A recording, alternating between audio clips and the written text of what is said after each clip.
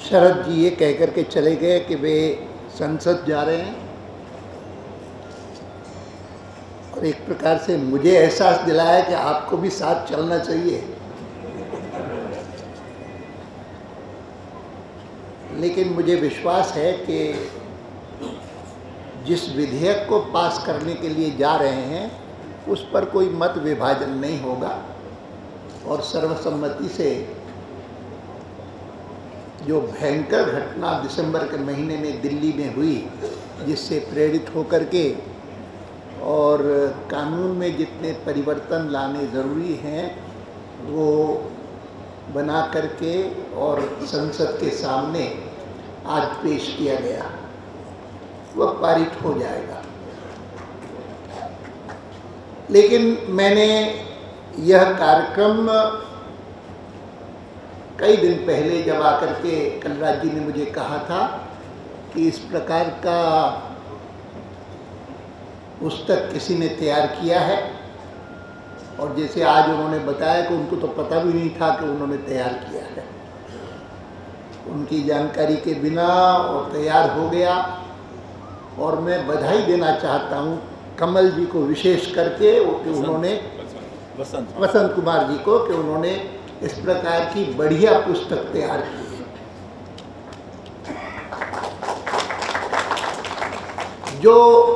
जो बात शरद जी ने मेरे बारे में कह दी कि अडवाणी जी, उन्होंने बहुत सारे तो मेरी तारीफ करते हुए बातें कही, लेकिन एक कहा कि मैं कभी कभी कह देता हूँ कि राजनीति में बहुत बुराई आ गई है। तो मैं कहता हूँ, बराबर कहता हूँ, और उस पर जो टिप्पणी है वो केवल मात्र बाहर के लोग नहीं करते। मुझे याद है कि मुंबई में भारतीय जनता पार्टी का जब पहला अधिवेशन हुआ था 1980 में, तो अधिवेशन में प्राय कई बार होता है कि पहले दिन दूसरा कोई कार्यक्रम न करके और आयोजक जो हैं वो एक कवि सम्मेलन का आयोजन करते हैं। तो मुझे याद है 1980 में भी मुंबई में जब भारतीय जनता पार्टी का बहुत भव्य अधिवेशन हुआ था, वाजपेयी जी ने अध्यक्षता की थी। पार्टी का आरंभ एक प्रकार से तो 51 में हो गया था भारतीय जनसंघ के रूप में, लेकिन भारतीय जनता पार्टी के रूप में 80 में हुआ। और उसमें पहले दिन प्रातःकाल तो वाजपेयी जी का भाषण आदि हुआ, दोपहर को एक आध छोटा मोटा प्रस्ताव हो गया, और शाम को एक भव्य कवि सम्मेलन हुआ। और उस कवि सम्मेलन में एक प्रसिद्ध हास्यरस कवि है, उन्होंने एक कविता सुनाई, और इसीलिए शरद जी ने कहा कि चाहे कवि सम्मेलन हो, चाहे फिल्म हो, चाहे पत्र पत्रिकाएं हों, उनमें जिस प्रकार से राजनीतिक लोगों के बारे में, राजनीति के बारे में कहा जाता है, व्यंग किए जाते हैं, वो तो सबको पता है। तो वहाँ पर उस एक कवि ने, उन्होंने कहा कि नए नए मंत्री ने ड्राइवर से कहा कि कार आज मैं चलाऊंगा। नए नए मंत्री ने ड्राइवर से कहा कार आज मैं चलाऊंगा, तो ड्राइवर ने कहा हुजूर मैं उतर जाऊंगा। और इतना ही नहीं, तो आगे कहा ये कार है, सरकार नहीं जो भगवान के भरोसे चल जाएगी।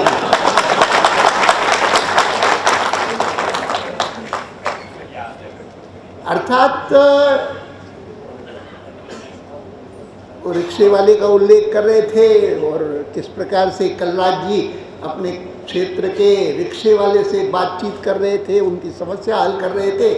लेकिन उस कवि ने और भारतीय जनता पार्टी के उद्घाटन सम्मेलन में सब जितने सारे राजनीतिक लोग बैठे थे वहाँ पर उनको सुनाया कि राजनेता, राजनीति में कार्य करने वाला व्यक्ति, उसके बारे में उसके ड्राइवर का भी क्या मत है। वो तो मंत्री था, वो मंत्री को ड्राइवर कहता है कि हुजूर ये कार है, सरकार नहीं जो भगवान के भरोसे चल जाएगी।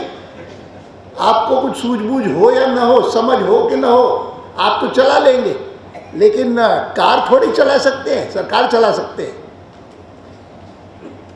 तो इस प्रकार के व्यंग करने से कोई हमारे कार्य में कमी नहीं आती।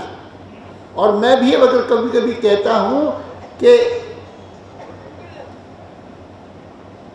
राजनीतिक व्यक्ति को जब कोई पद मिलता है तो उसकी शक्ति और उसका प्रभाव समाज पर बहुत बढ़ जाता है।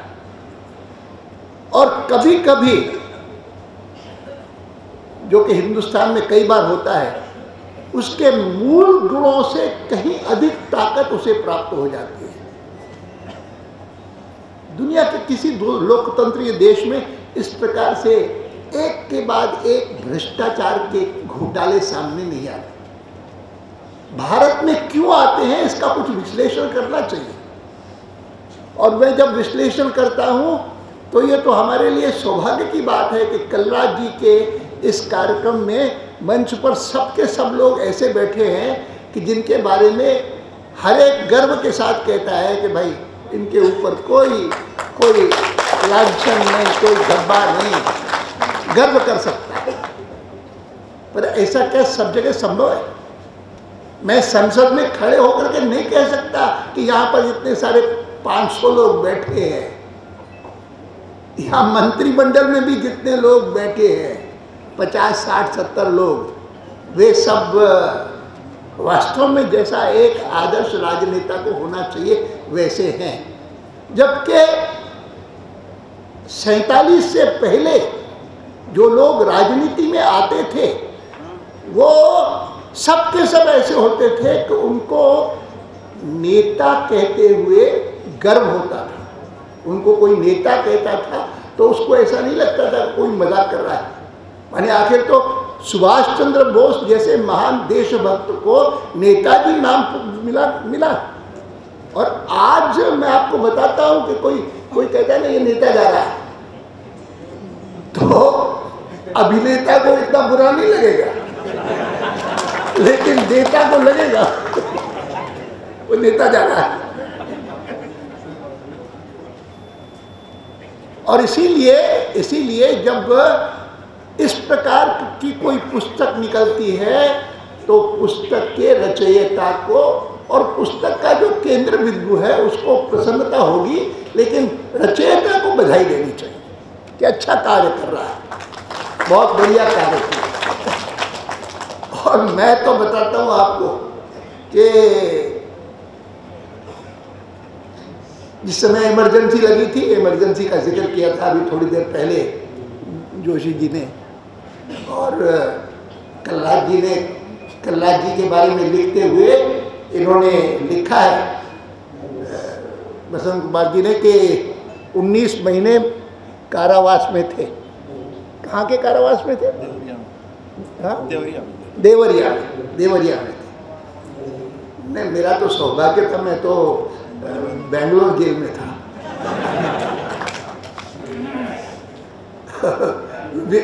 विवेक को कोई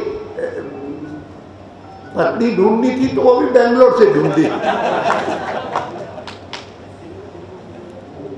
और मैं तो आपको कह सकता हूं कि उस काल में 19 महीने के काल में 3 प्रकार के लोगों की परीक्षा हुई। एक तो जो लोग राजनीति में है, दूसरे जो लोग मीडिया में, वो पत्र पत्रिकाओं में हो चाहे टेलीविजन में हो, और तीसरे प्रकार के लोग जो न्याय की दृष्टि से न्यायमूर्ति है, जजेस है। और आज जो है ना, तो 2 पुस्तकें जो विमोचन हुई हैं उनमें से एक का संबंध तो एक राजनेता से है और दूसरे का संबंध जो है वो जजेस से, न्यायमूर्तियों से। और मुझे याद है कि जब कारावास से मुक्त होकर के मैं बाहर आया था तो कारावास में मैं था 19 महीने बेंगलोर जेल में, और जब वापस छूटा तो उसके बाद एक चुनाव हुआ 1977 के मई महीने मार्च अप्रैल में हुआ था।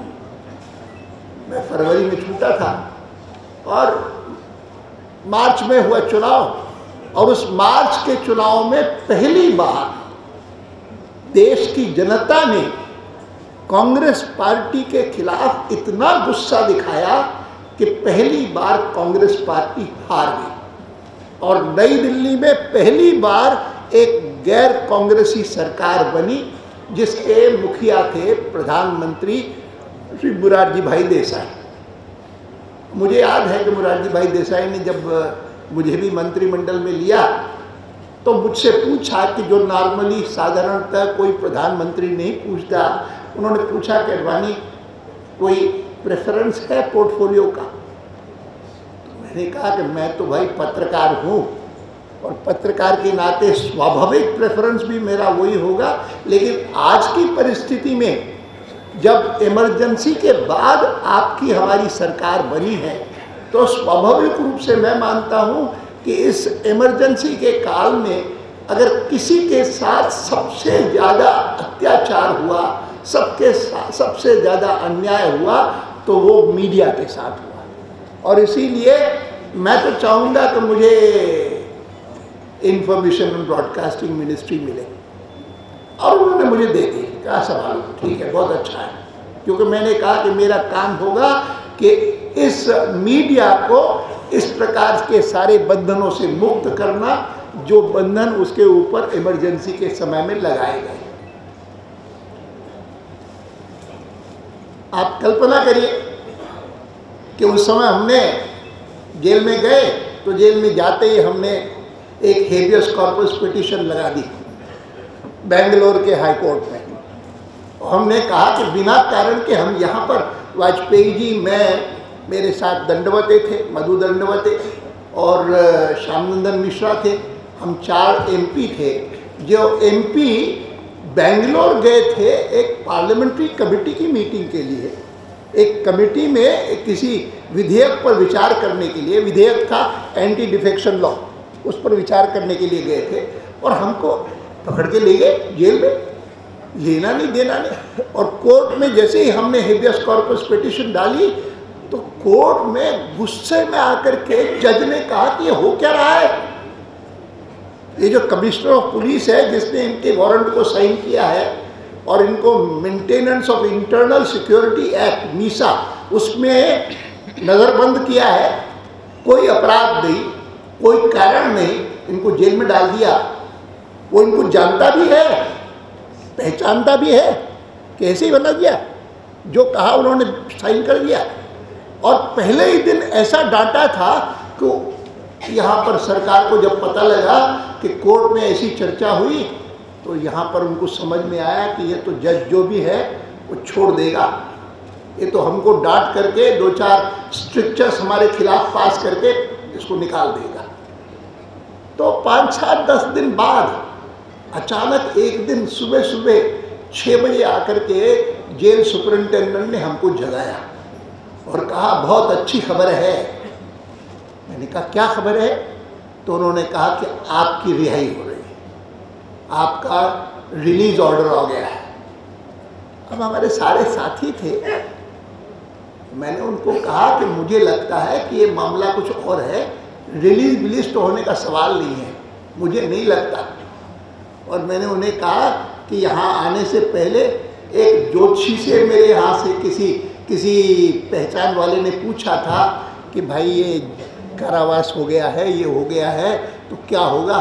तो उन्होंने कहा कि कम से कम 2 साल का, मैं उसको ज्योतिषी को जानता हूँ, उनका देहांत हो गया और इसलिए मैं कभी कभी जिक्र कर देता हूँ कि मैंने कहा मैं साधारण ज्योतिष में विश्वास नहीं करता, लेकिन वो एक व्यक्ति था, मुंबई में था, जो कि हमारी कार्य समिति का सदस्य था, वसंत कुमार पंडित।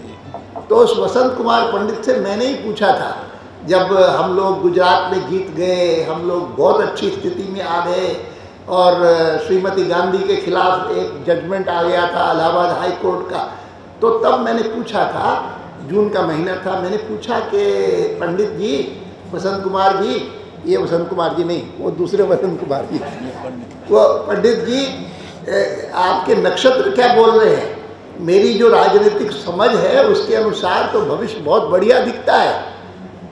तो उन्होंने कहा कि आपने मुझसे सवाल पूछा है लेकिन मुझे हिचक हो रही है। आपको राजनीतिक आपकी समझ होगी, आपको लगता होगा कि भविष्य बहुत उज्जवल है पार्टी का, लेकिन मुझे तो 2 साल का, उन्होंने कहा कि आई foresee a 2-year exile for your party, 2 साल का और निष्कासन है आपकी पार्टी के लिए। मैंने कहा ये निष्कासन कहाँ से आ गया, एग्जाइल कहाँ से आ गया, सब परिस्थिति अनुकूल दिखती है और आप ये सब उतारे का मैं नहीं कह सकता, मेरे भी समझ में नहीं आता।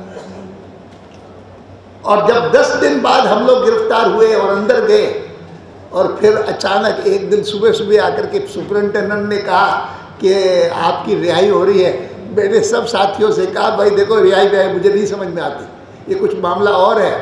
मुझे तो उस व्यक्ति पर भरोसा हो रहा है अब कि जिसने कहा कि 2 साल का एग्जाइल है, 2 साल का निष्कासन है, तो इसीलिए अभी कुछ नहीं होना है। और हम निकले बाद तो दरवाजे से बाहर निकलते ही बम्बई के उसके बेंगलोर जेल के बाहर कई सारी जीप्स खड़ी थी और हमको फिर से गिरफ्तार करके और थाने ले गए और एक हवाई जहाज में बिठा करके यहाँ रोहतक भेज दिया। लंबी चौड़ी कथा है, उसका मैं उल्लेख नहीं करता हूँ, लेकिन उल्लेख इसी का करता हूँ कि जिन जिन जजेस ने उस समय इस प्रकार की टिप्पणी की थी उन सब जजेस को हिंदुस्तान भर की कोर्ट्स में, हाई कोर्ट्स जितनी थी उन सब को ट्रांसफ़र किया जितने थे। 19 जजेस के नाम मैंने लिखे हैं कि जिनको आपने 16 लिखा है इसमें, जबकि मेरे पास मेरी पुस्तक में 19 जजेस के नाम लिखे हुए हैं जिनको ट्रांसफ़र किया गया कि आपने इन मीसा डेटेन्यूज के पक्ष में कैसा फैसला दिया था। उन्होंने सुप्रीम कोर्ट में आकर के ख़त्म कर दिया। और सुप्रीम कोर्ट में ख़त्म किसने किया? उसी A.N. रे ने, जिसका जिक्र किया था अभी कलराज जी ने कि उनको श्रीमती गांधी ने चीफ जस्टिस बनाया 3 अपने से उससे सीनियर जजेस को सुपरसीड करते हुए, और उन तीनों जजेस का बहुत नाम हुआ। जस्टिस हेगड़े का तो बहुत नाम हुआ, बहुत प्रसिद्ध थे justice Hegde, justice Shelat, justice Grover, 3 जजेस थे। मैं इस बात का जिक्र इसलिए कर रहा हूँ कि दोनों जो पुस्तकें लिखी है, एक कलराज जी ने स्वयं लिखी है, एक कलराज जी के बारे में हमारे वसंत कुमार ने लिखी है। इन दोनों पुस्तकों का बहुत उपयोग है, बहुत लाभ है, और मैं अपने अनुभव के आधार पर कह सकता हूँ। मुझे क्योंकि इंफॉर्मेशन एंड ब्रॉडकास्टिंग मिनिस्ट्री दी गई उस समय, तो पहली मीटिंग हुई थी मेरी जब पत्रकारों से, तो सब पत्रकारों ने और कहने लगे, मैंने पूछा भाई पत्रकारों को क्या हो गया, आपने क्यों? तो उन्होंने कहा क्या करें, हमको धमकी देते थे कि अगर आप इमरजेंसी की आलोचना करोगे तो हम आपका एक्रेडिटेशन ख़त्म कर देंगे, अगर आप इमरजेंसी की आलोचना करोगे, सरकार की आलोचना करोगे, तो हम आपको जो मकान मिला हुआ है वो वापस ले लेंगे। और यहाँ तक कि BBC के करस्पॉन्डेंट को उन्होंने क्योंकि आलोचना की, उनको बाहर निकाल दिया, लंदन चले गए। मार्क टली प्रसिद्ध थे। ऐसे बहुत सारे, एक एक ने बड़ी बड़ी कथाएं सुनाई मुझे।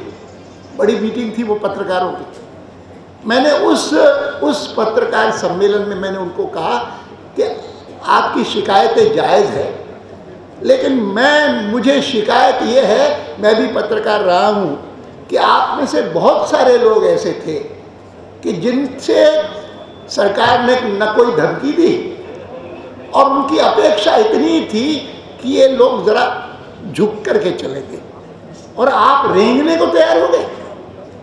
आप उनकी आलोचना तो करना छोड़ दीजिए, उसकी जिस प्रकार की चापलूसी करते थे कि इमरजेंसी से सब जितनी सारी चीज़ें ठीक हो रही हैं, अब तो ट्रेनें भी ठीक समय पर चलने लगी हैं, हर एक कर्मचारी जो है समय पर दफ्तर में आता है, ये जो सारी बातें आपने कही, मेरा वो वाक्य था उस समय, the government wanted you only to bend, and many of you were willing to crawl.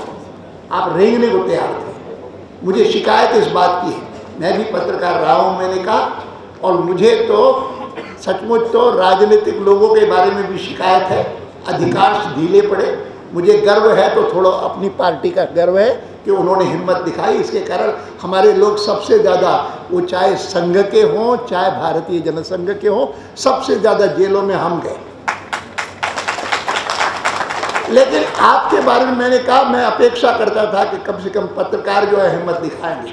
हाँ, किसी ने हिम्मत दिखाई तो जजेस ने दिखाई, न्यायाधीशों ने दिखाई, और वो तब दिखाई थी 1977 में, 1975 में।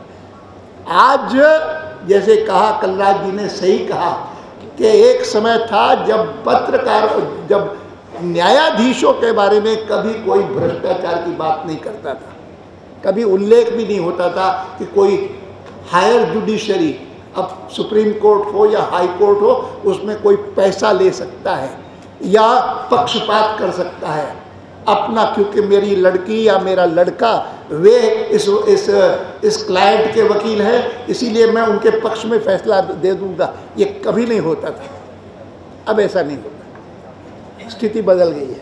और इसीलिए ये जो जुडिशियल अकाउंटेबिलिटी की जो पुस्तक लिखी है कलराज जी ने, उसके लिए भी मैं इनको बधाई देना चाहता हूँ। और मैं मानता हूँ कि सब चीज़ें मिला करके, वो चाहे राजनीति हो, चाहे न्यायपालिका हो, चाहे सरकार हो, सबसे अधिक ज़रूरी कोई चीज़ है तो ईमानदारी की ज़रूरत है। सबसे अधिक ज़रूरी कोई चीज़ है तो जिसको कहते हैं ना, अंग्रेजी में लोग कहते हैं ना, IQ बहुत बड़ा होना चाहिए, होशियार होना चाहिए व्यक्ति, इंटेलिजेंस कोशेंट ऊंचा होना चाहिए।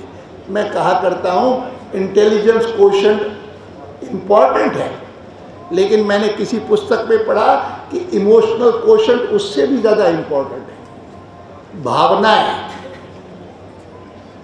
चिंता लोगों की, निस्वार्थ भाव। लेकिन मैं मानता हूँ कि इंटेलिजेंस कोशेंट से इम्पॉर्टेंट अगर इमोशनल कोशेंट है तो उससे भी ज़्यादा स्पिरिचुअल कोशेंट है।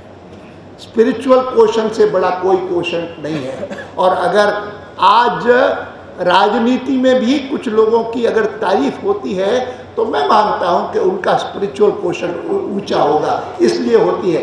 होशियार हैं इसलिए नहीं, लेकिन ईमानदार हैं, प्रामाणिक है, निस्वार्थी है, इसलिए होता है। और कलराज जी का सम्मान करना इस दृष्टि से भी बहुत बहुत उपयोगी है, बहुत अच्छा है, मैं बधाई देता हूँ। अब अभिनेताओं की क्या बात करूँ, इतना ही कह करके मैं बात समाप्त करूँगा कि मेरे जीवन में कभी कभी इलेक्शन बहुत लड़े हैं, लड़वाए हैं, बहुत जीते हैं, कई जीते हैं, लेकिन एक इलेक्शन ऐसा था, छोटा सा इलेक्शन था, बहुत छोटा, कॉरपोरेशन दिल्ली की अभी बनी थी, 1998 की बात है, तब बनी थी। और अटल जी और मैं दोनों, उन्होंने मिलकर के एक बाय इलेक्शन में बहुत मेहनत की, बहुत परिश्रम किया। अजमेरी गेट में हमारा कार्यालय हुआ करता था, वहीं हम रहते थे हम दोनों। उस अजमेरी गेट कार्यालय से उन नया बांस की कॉन्स्टिट्यूएंसी थी या वहीं पास में कोई थी, हाँ, लोधी रोड, जोशी रोड नहीं, वो तो नया बांस था जहाँ तक मुझे याद आता है। तो हम दोनों ने परिश्रम किया और जिस दिन परिणाम आया हम वो हार गए। मैं विवेक की उपस्थिति के कारण मुझे याद आया कि हम दोनों में बॉन्ड जो था, अटल जी और मैं, वो न केवल इसलिए क्योंकि साथ साथ हम एक ही मकान में रहते थे उस समय, लेकिन इसलिए भी कि जैसे मुझे पुस्तकों का शौक़ था उनको भी पुस्तकों का शौक़ था, जैसे मुझे सिनेमा का शौक़ था तो उनको भी सिनेमा का शौक़ था। तो उस दिन अटल जी ने कहा, लाल आज तो चले किसी फिल्म देखने चले। ये अच्छा नहीं हुआ, हम हार गए।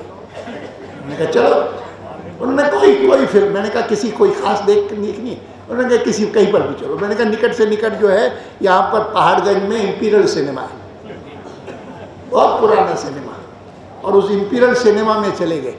और चले गए बिना देखे हुए कि कौन है एक्टर, कौन सी फिल्म है। अंदर बैठे, शुरू हुआ, मैंने कहा अच्छा देखो कितनी अच्छी फिल्म आई है। कौन सी फिल्म थी? फिर सुबह होगी। और उसको मैंने बाद में कही 1998 में जब अटल जी प्रधानमंत्री बने थे, तब हमारे गांधीनगर में उनके हमारा एक बहुत बड़ा सम्मेलन था, तब मैंने जिक्र किया। मैंने कहा एक समय था जब हम कॉरपोरेशन का एक चुनाव हार गए थे, तब हम चले गए फिल्म पर, और उस फिल्म का नाम था, अचानक हमको सोचा भी नहीं कि वो फिल्म है वो फिर सुबह होगी। मैंने तब अटल जी को कहा था कि देखिए निश्चित रूप से हमारा भविष्य कहता है कि फिर सुबह होगी और वो समय आएगा। और वो फिल्म जो है वो एक प्रसिद्ध सोवियत रशियन डोस्टोव्स्की है, क्राइम एंड पनिशमेंट शायद, जिसकी प्रसिद्ध नॉवेल है वो, और उस पर बेस्ड थी, और शायद राज कपूर की थी ना। मुझे कभी कभी डर लगता है, ये जो है ना हमारे पत्र, ये प्रकाशक है, प्रभात प्रकाशन, और इनसे डर ये लगता है कि मैं जब कारावास में था बेंगलोर जेल के, तो तब मुझे किसी ने पूछा कि यहाँ कारावास में सब जितने सारे आपके साथ दूसरे बंदी हैं, ख़ास करके जो इमरजेंसी वाले बंदी हैं, बहुत सारे थे, तो उनको किस बात से खुशी होती है अगर कोई ऐसी चीज़ है? तो मैंने कहा उनको एक शब्द से बहुत खुशी होती है, जब भी कभी कोई नोटिस आता है कि फलाने व्यक्ति का रिलीज होने वाला है, तो तब से लेकर के अगर कोई मेरे पास आता है कि ये पुस्तक मेरे प्रकाशन ने छापी है, उसको रिलीज़ करना है, मैं उनको कहता मैं ज़रूर करूँगा। तो आज जब इनकी 2 पुस्तकों का मैं रिलीज़ करने यहाँ आया, तो मैंने पूछा इनसे कि भाई कम से कम तुम्हारी अपने प्रकाशन से, प्रभात प्रकाशन से कितनी पुस्तकें ऐसी निकली होंगी जिसका मैंने रिलीज़ किया हो? तो उन्होंने कहा कि 40 से कम नहीं है। तो ये मेरी कमज़ोरी है, ये भी एक। बहुत बहुत बधाई आपको, और आप सबको एक बार फिर से बधाई, और सबसे ज़्यादा बधाई कलराज जी को, कि जिनके कारण इतना बढ़िया कार्य